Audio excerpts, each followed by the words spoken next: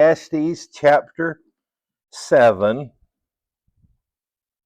We left off at about verse 13, where Solomon is really talking about the value of practical wisdom. And we're going to have some difficult verses this evening. Not really difficult to just on face value to understand them, but it's one of those you're going to read that verse and you're going to say, did you really mean to say that? Because a couple of them aren't going to sound very biblical. I'm just going to be frank about it. And so we have to wrestle with those. Is he saying it in the extreme that it sounds like, or does it need to be tampered with other passages? But anyway, we'll see that when we get into it. Verse 13 is, consider the work of God, for who can make straight what he has made crooked? And so much of this book has to do with the idea of learning to accept the way life is. Remember, one of the most famous sections was Ecclesiastes chapter 3, verses 1 through 8. To everything there's a season. There's a time for this and a time for that. Time for a bad thing and a time for a good thing. Remember, we made the observation there in chapter 3 that it doesn't seem that his point is that those things are good, but they're just the way it is. For instance, he says there's a time for war, there's a time to hate, there's a time to tear down, there's a time to throw away, a time to weep. I don't think he's necessarily saying those are all good things. He's just saying those are things that we have to deal with in life. Get used to it. Accept that. And your life's going to be much better, just on this earth alone, much better if you just learn that life's full of garbage at times. It's full of good times, but it's also full of garbage times. And if you just let, oh no, this bad thing's happening, if you let it ruin your life, then you've missed out on the joy that God has planned for you. And so I think that's the point in chapter 7, verse 13. Who can make straight what he's been made crooked, is that there's things in life you can't change, and you need to accept that. Now, I don't know specifically what things he's talking about that God's made crooked, and I'm not even sure if he's not using that language almost accommodatively, in the sense that, sometimes biblical writers will say God did this, and not in the sense that God sat back and said, I'm going to do that, but that's the way it is. And since God is in control of everything, he let those things happen. And so maybe that's the way he means it here. Not that God made some things crooked, but God allowed this flawed, sinful planet to exist that way. And so in that sense, it can be said God did that. So, Martin. I was just kind of wondering about evil throughout the world. It's always been there. Yeah. It's always, I don't know if we'll be able to straighten it, but the only way we can do this is look to him. Exactly. Yeah, change hearts. And that's one of those things where, every time you turn on the news, there's another school shooting or another kind of shooting. And I'm not saying that we should become callous to those things and careless about those things, but if you focus upon those crooked things of life, you lose your mind. And I'm not saying that we accept that we go, okay, that's just the way it is, and so I'm gonna be fine with it. But there has to be some, just for your mental health, has to be some part of it is you kind of can detach yourself from that, to separate, to realize that's the way it is. There's always going to be evil, and we can't just consume ourselves with those negative thoughts. Verse 14, in the day of prosperity. So here's, again, you need to accept the reality of life. In the day of prosperity, be joyful. In the day of adversity, consider. And so There's going to be good days and bad days. And so you need to learn to deal with those. It's easy to deal with the good days, isn't it? Be joyful. But in the day of adversity, learn from that, we would say. When you're going through those bad times, he's not unrealistic. He's not saying be joyful in both situations. No, you're not joyful in adversity. But in adversity, you can consider, think, what can I learn from this? How can this make me better? How can this, if nothing else, how can this equip me to help somebody else who's going to go through it later on? John, did I see your? Yeah, you kind of contrast or compare the who can make straight what he's made crooked with and also the following verse. Shall the uh, shall the clay say to the potter, "What have you made?" You know, Yeah, how are we to question the potter? yeah, Yeah, the Bible says it's not wise to question the potter. yeah, You know, if you feel that you've been given something or whatever, or lacking something, it's like, can you really question God and say, well, why didn't you give me this? Or why didn't you make me like this? Why didn't you make me dig like Cedric over here? yeah. Because God is so much wiser. The only thing I can illustrate it with is your children. Children a certain age. Why won't you let me have that? Why won't you let me play with that butcher knife? Well, you're mean that you won't let me see a little toddler see something wants to play with it. Well, because I know better than you. You're pitching a fit because I'm not letting you do this thing that I, as the wise parent, determine is unsafe or just not good for you. And the kid just pitches a fit. Why won't you? You don't love me. You won't let me. Well, and it's the same scenario when we're questioning God in His infinite wisdom. Certainly. Surely, finishing verse 14, surely God has appointed the one as well as the other.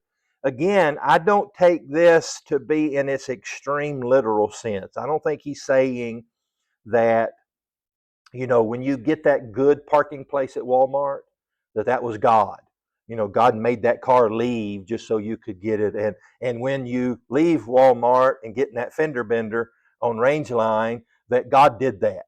God said, Kyle needed humbling, and so Kyle thinks too much of his car, and so I'm going to have him get in a wreck. No, I don't think it means in that extreme sense that God is controlling everything in our lives.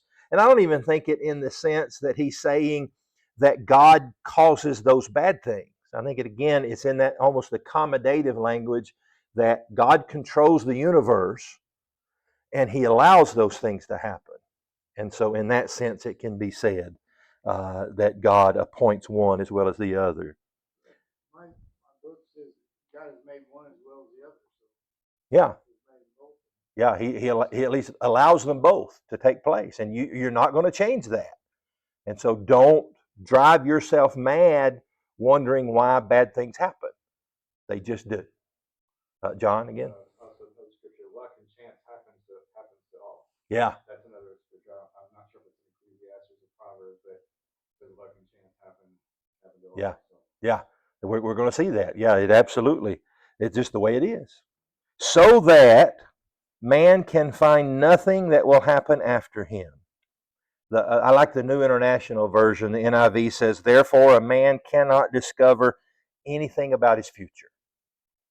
And so, not to get too paranoid, but you don't know about tomorrow.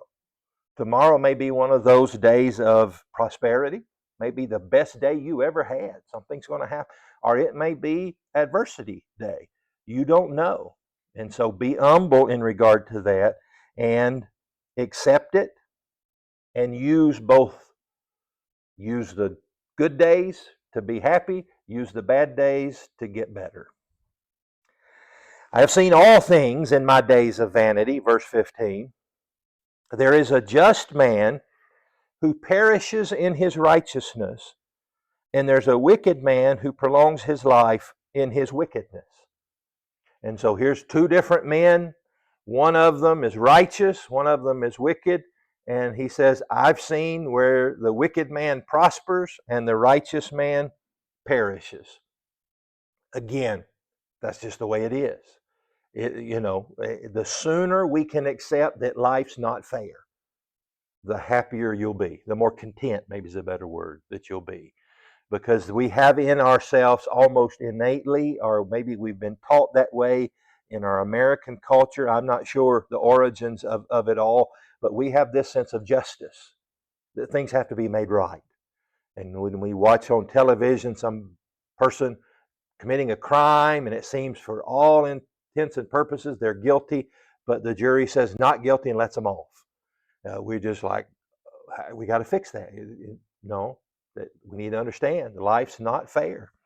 That sometimes the righteous man perishes and the wicked man lives a long life. Uh, and again, I don't think he's saying that's a good thing. He's just saying that's the way it is, and you need to accept it to be uh, content in this life. Now, starting in verse 16 is where we get into the problematic verses, if you will, because now he says, up to that, I get it. He's just simply saying this is the way it is. It's not fair, but God allows it, and you just need to accept it. But now in verse 16, you get to that head scratching. Did you really mean to say that, Solomon? Passages. Larry? Verses that you're just looking at it, I think often about a client from my days as a lawyer that her husband had died in a terrible accident. And by all accounts, he was a really nice guy. And they went to church when they felt like it kind of people, and believed in God and all that. And she was angry at God. Yeah. How could this happen to my husband? How could a loving God have done that to Bob, or whoever? And she was just mad at God about it. Yeah. And people don't, you lose perspective that bad stuff just happens under the sun. Yeah. We're not supposed to, not everything's supposed to be a happy ending here. We're supposed to be looking beyond here. And but a lot of people, I think, let the stuff that happens under the sun get in the way of their eternity, because they blame God for this. Well, God made it crooked, God's fault, and when something bad happens in our life, we can go completely the wrong way and blame God for it, and Mm-hmm. off in the wrong path pretty easily. And you even hear some, and I don't know, I don't play psychologist here, but even some agnostic and atheists that will use the old tired argument that, if God's all powerful and he's all loving, why does he let things like that happen? And that proves that proves they're not a God, is their conclusion. And I've always said to that, no, that doesn't prove that there's not a God. At at the worst, it proves that God's mean. It didn't disprove the existence of God. It maybe proves that he's mean. Like I said, and I'm not making that argument, but that's really the logical conclusion to if God's all powerful and he lets bad stuff happen, doesn't prove he doesn't exist. It just maybe proves that, again, that he's mean. Or back to John's point, maybe it just proves we don't understand him. There's the second option. Option number one is God's mean and he lets children die. He lets innocent people die in car wrecks because he's mean. Or maybe we just don't understand. Is the second, just like the child who thinks the parent's mean. You're mean. You hate me because you won't let me do this. No, I'm not. You may think I'm mean, but the truth is you don't understand why I'm saying no to this. Glenn? I always looked at it. God gave us the ability to make decisions. And when somebody makes a bad decision, we're going to suffer bad things. Yeah. I had a cousin whose husband and little girl was run over by a drunk driver when they went to get their mail. Well, her preacher told her that the reason it happened was God needed an angel in heaven. And she asked me, she said, what do you think? And I said, I don't believe that at all. I said, when God gave us the ability to make a decision, that guy made a bad decision that day. When he got in the car, he ran over him and killed him. And she said, well, I hadn't thought about that. And I said, that was one of the things that God gave us, was the ability to make decisions. Yeah. And there have to be consequences for that. Yeah, that's absolutely. All right, so now verse 16, we step into the deep weeds here. Do not be overly righteous, nor be overly wise. Why should you destroy yourself? Again, this doesn't feel very Bible-y, does it? Don't be overly righteous. Don't take this. If we bring it into the new covenant, don't take this Christianity thing too serious. It's not. It's that can't be what he's saying. But what is he saying here? Let me tell you the the easy explanation, which I don't think is the right explanation. Many times the easy answer isn't the best answer. But what I see when I've studied this in commentaries and other writers is that the righteousness that he's condemning here is self-righteousness, where you think you're right, you think you're better. But I have a problem with that. Number one is that's good in the sense that it helps us reconcile other parts of Scripture, but this doesn't appear to me what he's saying here. He doesn't say self-righteous. He says righteous. And he doesn't contrast self-righteousness to true righteousness. He's going to contrast righteousness to wickedness. And that doesn't seem like a true contrast, to contrast self-righteousness to wickedness. And so then we have to wrestle, then what does he mean? Do not be overly righteous, nor be overly wise. Why should you destroy yourself? One thing we need to do is we need to understand really what the word righteous means. The strict definition of righteous means meeting a standard, being right. And so, in the New Testament, it talks about, talking about the death of Christ, that Christ died for us while we were his enemies. It said some would die for the good, some would even die for the righteous, making a distinction between good and righteous. And when the word righteous is used in that sense, it's the idea of somebody who is a stickler for the rules and maybe keeps the rules, but there's no heart in it, maybe. Somebody who's just saying, well, I've got to go to church on Sunday, so I'm going to be there on Sunday. I'm not going to like it, but I'm going to be there, and I'm going to do this, not because I love God and I love my fellow man, but I'm going to do this because this is the rules, and I'm a rule keeper kind of thing, almost in that Pharisaical sense. And so maybe brings in a little bit of self-righteousness, but it's really just this idea of keeping the rules, not necessarily having our heart in the right place. And so with that in mind, it seems to me that what he is saying, if we take this whole context that we're about to read, that he's saying that your pursuit of God doesn't demand that you sap all the fun out of life. That life isn't just about rule keeping. So don't be overly a rule keeper. Understand that there's other parts of life. That even the rule keeping must come from the heart. That you're obeying God, you're doing these things not because of just a fear of hell and just because you have to check these boxes, but you're doing it because it's the right thing to do. And so it seems to me that, again, we'll put this all in context when we look at the contrast, because equally difficult is verse 17 when he says, do not be overly wicked.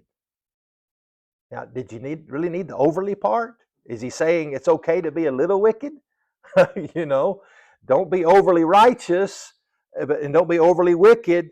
Just kind of be in the middle somewhere. Don't be overly wicked nor be foolish. So we have the easy contrast between wise and foolish. Why should you die before your time? And so when we put this all together, it seems to me what he's saying, I'll look at the latter one first, don't be overly wicked. It seems to me that maybe the best way of understanding that is that in our imperfection, he's not saying it's okay to be a little bit wicked. You can sin, 8 times in a week, but not 12 times. I don't think he's saying that, but I think he is saying that we are going to sin. We're going to make mistakes. We're going to have our moments of weaknesses in our daily lives. but don't let that now become your pursuit. Let me use the illustration. I'm an expert when it comes to dieting. I've lost 300 pounds.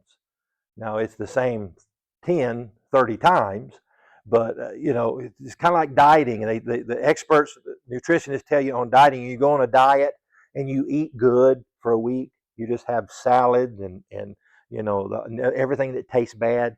You're just eating broccoli and cauliflower and celery, and you're miserable for a week. And then you have that one day where you just have a blowout and you eat 4 tubs of Bluebell ice cream and all the Halloween candy in the house. You eat it all up. And you've got a choice to make when you do that. The usual choice we take is, well, there, I blew my diet. There you go. It's over. I'm just going to start eating like a fat person again. Or the right approach is, oh, I messed up. Man, I messed up. I blew my diet, but I'm going to get back on it. And it seemed to me that that's kind of what he's saying here. Don't be overly wicked. When you're going to sin, you're going to mess up, you're going to disappoint yourself and God, but just don't say, "Oh well, I'm just a horrible person, so I'm just going to live that wicked life. I blew it, and so now I'm going to live a life of sin." No, don't be overly. You saw that. Now is the time to go back to being righteous and godly. Mark. Human, Yeah. we're gonna sin. Sin is, I would, Yeah. don't wanna be. We don't want to make that our lifestyle. It may be an occasional slip where we step into that world, but we don't want to walk in darkness. Yeah, yeah, absolutely. It's all about choice.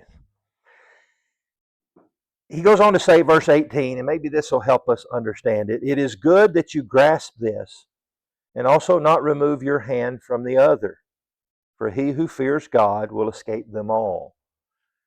It seems to me that, and maybe he's using accommodative language all around here, but it seems to me that he's saying that you need to be godly, but you also need to enjoy life.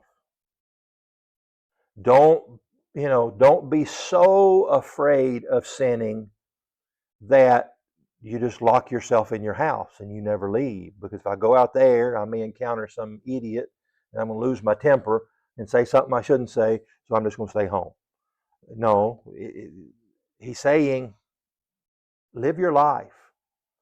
Don't go to an extreme on either end. And again, it seems uncomfortable to say don't go an extreme of righteousness, but I think he's saying you can overdo that in the sense that you're not pursuing joy. You're just saying, a Christian's supposed to have this stoic, difficult life, and so I'm going to be miserable, but at least I'll get heaven when this life is over. And he's saying, no, you're supposed to enjoy this. This life is to be fun. Don't blow it, but it's supposed to be fun. John. Looking at perspective of health, there are people who try to be perfect, and they are strict on themselves, Yeah. and only they subscribe to this certain milkshake system, this protein stuff, and they work out, get on the bicycle and jogging track, but they're miserable. But they end up being miserable. Mm-hmm. A lot of people that are political on the left side and stuff, they're like that. They're just miserable because they're being so strict on themselves, and trying to have the perfect shape and everything.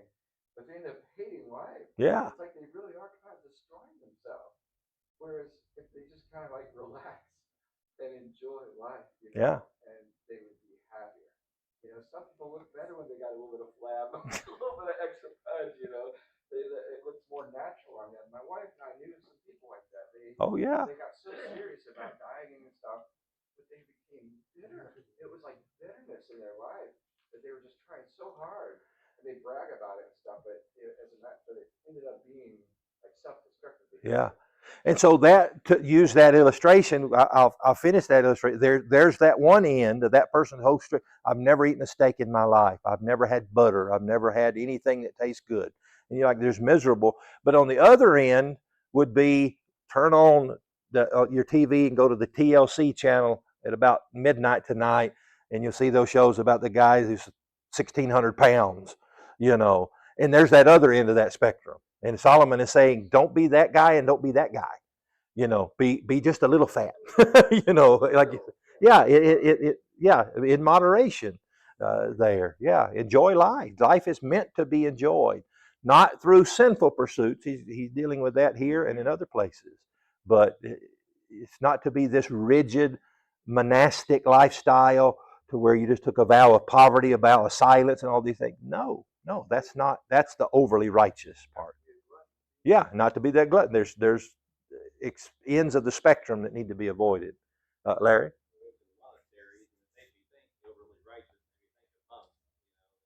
Imagine, okay, you dedicate your life to God, and you go out and live your whole life in the desert, away from temptation and everything else, and you spend all day in prayer, and maybe you don't sin because there's no opportunities. Yeah. To, or one thing, but are you the salt of the earth? Are you spreading, letting your light shine and helping others to find God? Are you doing the things that we're told to do? No. If the salt's still in the shaker, it's not doing any good. Right. Yeah. And so that's kind of overly righteous in a way because you're a rule follower, like you said. You're sticking to the rules. Okay, I got through this life and I didn't sin much. No. Yeah. You do. You accomplish with that one. Yeah. You missed out on so much. Yeah. John? I wonder where Paul, when he says, I became all things to all men that I might save it. If you were trying to be overly righteous, pious, or whatever, and being strict on yourself, how could you, like, if you saw some people that were in this other group, this other crowd that kind of did these things, and I'm not going to go and hang out with them. Like maybe they want to go out and eat and have some dessert or something like that, and no, I don't eat that. I don't eat that kind of food or whatever. And you're not going to be able to get them to accept you or feel like you're like you can relate to them or something. Yeah. You go out and they're hey, we're going to order apple pie for the whole table or whatever. And if you were too strict, no, I'm not going to have any of that. So then they would be like, I don't like this guy. There's something wrong with him. Yeah. You say, sure, I'll have a slice, and you. Yeah. And they Or feel two. like you can relate to them. Yeah. Are you not setting that artificial bar so high they think, well, I'm not going to be a Christian because I won't live up to that standard. So yeah. I think all that is true. I had a friend, a guy I worked with, and he, we would go out, we'd take a break, like a 15-minute break and stuff during our shift, and he invited me to come outside with him. He wanted to go on a smoke break, and I went out and hung out with him while he's smoking a cigarette. And I didn't smoke, but I just kind of hung out with him and talked. Yeah. And he really appreciated that I was willing to just hang out and talk with him. He didn't want to be alone. Yeah. He wanted to have somebody. He just wanted someone to hang out and talk with him. And there's having that influence with somebody. Yeah, that's perfect. So we talked about those two contrasts. The contrast that's much easier to see in that is he says, don't be overly wise or overly foolish. Now we understand he's saying you can't just always be having fun and playing around, but you can't always be kind of to John's point about the food Nazi there. You can't always be just so that I'm not going to be involved in any kind of frivolity. I'm not going to laugh. I'm not going to do any of those. Don't be overly wise. There's time for foolishness. Now again, in most of Ecclesiastes, foolishness doesn't mean going out and robbing a bank and sinning it up. It just means watching a silly TV show that just to make you laugh. Just going out and going bowling or just going out to the restaurant and having dessert. That's the kind of foolishness, not sinful foolishness, but just stuff that's not, don't take his earlier statement to the extreme, and that is it's better to go to the house of mourning than the house of feasting. And he's not saying you can't go to the house of feasting. He's not saying you can't have fun. And that's the overly part of it. Now, to temper that, verse 19 says, wisdom strengthens the wise more than 10 rulers of the city. So don't be overly either one. But, so we got wisdom over here, foolishness over here, and he says, don't go to the extremes, but you probably want to lean toward the wisdom part of it. So if we're doing percentages here, you don't want to be 50-50, foolish and wise. Be 60-40, 70-30. Be more wise than you are foolish. It seems to be that he's still saying, I still advocate wisdom over folly, but I'm saying you can't just have all of one. Because wisdom is strong, will strengthen you. There is not, verse 20, for there is not a just man on earth who does good and does not see it. So I tie that back into 16 and 17 there, where you say the overly wicked especially. You're going to mess up. You're going to make those mistakes and transgressions. It's how you view those things. Also, I like the next few verses. Sounds right out of Proverbs. Also, do not take to heart everything people say, lest you hear your servant cursing you. Now, there's two ways to interpret that. Well, let me ask you, anybody have a translation that translates that much differently than the New King James? Do not take to heart everything people say. Do not take seriously all words which are spoken, so that you will not hear your servant curse you. Okay. There's really two ways of interpreting this, and they're both true. One is don't take to heart everything people say, could be saying, don't, here's Glenn and Larry talking in the foyer after church. And he's saying, don't lean in and try to listen because they may be talking about you. And so that's the way, and don't take it to heart. Don't be so quick to be nosy because they may be talking about you and you get your feelings hurt. It'd been better off if you just walked by and you didn't know they were talking about you. You'd be much happier. That's one way to interpret that. Most likely, though, it means kind of the way it's translated, don't be too offended by that. If you hear somebody, saying something about you, because most likely you're going to hear that. Particularly here, your servant, your slave. Don't get too upset. That's a natural thing that your servant, certainly your slave, is going to say negative things about you. And here's one reason. We could speculate on some other good reasons as to why not to be too concerned about those things. But here's his reason in verse 22. For many times also your own heart has known that even you've cursed others. So don't get so upset when you hear somebody saying something negative about you, because if you're honest with yourself, you said something bad about them last week. That's just the way it is. And so don't take it too seriously and let it ruin your life that somebody said something bad about you, because that's just the way it's going to be. People get upset, the heat of the moment. They say things that don't mean to be negative, but they come across negative. And so just don't take that to heart. Don't take it too seriously. Build your life. Don't build your life and your joy on that. All this I've proved by wisdom. Verse 23. We would say by experience. He's tested this. He's used it through. I've gone through these things with my mind of wisdom, and so I can impart them to you. I said, I will be wise, but it was far from me. And so it seems to me what he's saying there is that, again, he's always going to go back to wisdom is better than foolishness. But he said, but that doesn't mean you need to be 100% wise. You need 20% foolishness in your life, Again, not sinful foolishness, but just frivolity foolishness. But he's always going to come back to wisdom is better than foolishness. But now he's showing that wisdom has its limitations. Wisdom can't answer the ultimate question. I said, I thought I'll be wise, but it was far from me. What was far from him? I think just the answer is to life. That it couldn't be figured out that the wisest person won't be able to see God. There's still going to be things you don't know. God's always going to be smarter than you.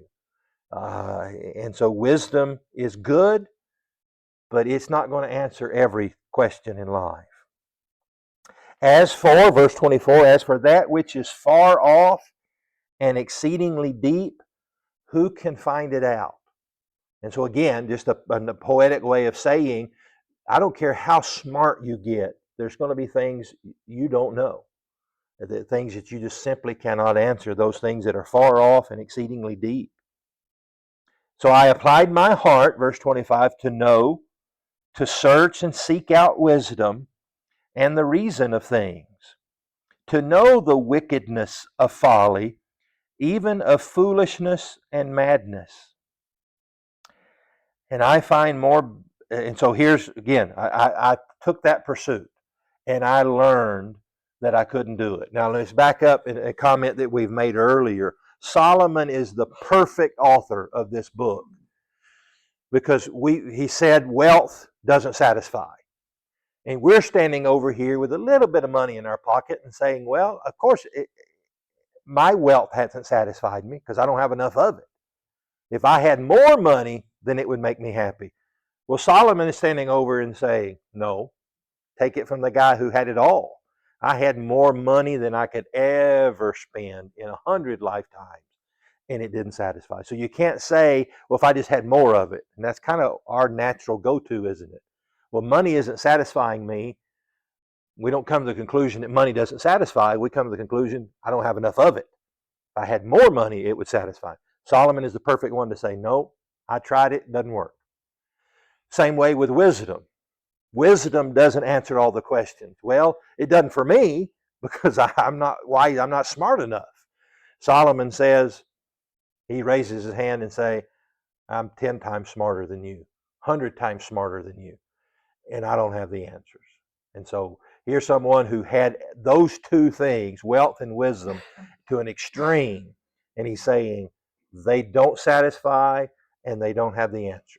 And so it's not just that we don't have enough of it, either wisdom or wealth. It's just that you can't have enough to either satisfy or answer those questions. All right. So we thought that section was difficult. Buckle up because it gets more difficult when he says in verse 26, and I find more bitter than death the woman whose heart is snares and nets, whose hands are fetters. He who pleases God shall escape from her, but the sinner shall be taken by her. Here is what I have found, says the preacher, adding one thing to the other and finding out the reason which my soul still seeks, but I cannot find. One man among 1,000 I have found, but a woman among all these I have not found. Truly, this only I have found, that God made man upright, but they have sought out many schemes. So this section we'd have out here, I just have in my Bible, I have written misogyny, question mark. You know, is he just anti-woman in this? Look over in chapter 9, verse 9, for a counterbalance. He says, live joyfully with the wife whom you love all the days of your vain life, which he's given you under the sun. So, you know, he's saying that's a good thing. And so we have to balance that. If what he says in chapter 7 sounds anti-woman, chapter 9, he seems pro-woman. In fact, get one, marry her, he says. And so we have this question as to how do we interpret this? It just, at face value, it just seems like he's just anti-woman. Here's a couple options for us. One option, that I'll say I don't think this is it. Some would say, though, this is figurative, that the woman is really portraying false wisdom. I think that's a cop-out. That is too easy to get out of it. The other option is that Solomon is making these statements about women in general, all women are this way. Again, I don't think that's what he's saying. Chapter 9, he says something positive. The best two options, I think, is that maybe, and I think this is very viable once you study the history of Solomon, that maybe he's talking about women in his experience, the women that he's encountered, the women that he has married. We know the story of Solomon, that he married so many of these ungodly women. So it wasn't the mistake that he married a woman. The mistake was that he married ungodly woman 1,000 times over. And so it could be that Solomon is saying the women in my life are this way. Not all of them, but to an extreme case, we could certainly see if he ever got his mind right, we could hear King Ahab saying that. Women are the worst, or at least the woman in my life, Jezebel, the worst. And he's not saying all women, but he's saying the woman I'm with is the worst. And so there's a possible interpretation that he's talking about the women that have led him astray. The other one is that he's just talking about a particular type of woman. Maybe not specifically the ones in his life, but there are women, not all of them. The good ones, chapter 9, verse 9, marry, live your life with. But there are some, and he's writing from a man's perspective. And so if a woman was writing this book, she would be talking about those bad men. Again, not all men, but those bad men. And so to that end, he says again, verse 26, I find more bitter than death the woman whose heart is snares and nets. He doesn't say all women's hearts are snares and nets, but here's the bad thing, is the woman that is that. And so it seems to me that he's talking about a particular type of woman, not a blanket statement about every member of the fairer sex, but he says there are some women that are snares and nets, whose hands are fetters, and you'd be better off to escape. A godly person will escape her, but a sinner is going to be taken in by her. And so it seems to me that that's what he's talking about, is a particular type of woman. Again, a woman would be saying, stay away from that kind of man. And a man is now saying, stay away from that kind of woman. Glenn? I think it's what we call today a gold digger. Yeah. That's the trap. She's trying to trap him. And surely out of the 1,000, there was a number of those who were in that category. And so that seems to be what he's talking about. And to sum it up, verse 29, truly this I have found, that God made man, and I take that not to be talking about this, talking about mankind in general, made mankind upright, but they've sought out many schemes. And so these particular type of people, specifically here, he's talking about these particular type of women, God made them upright. But they, not all of them, but the ones I'm talking about, have sought out these schemes to be sinful and deadly and dangerous. So, all right, we've run out of time, so we will pick up there with chapter 8 next time.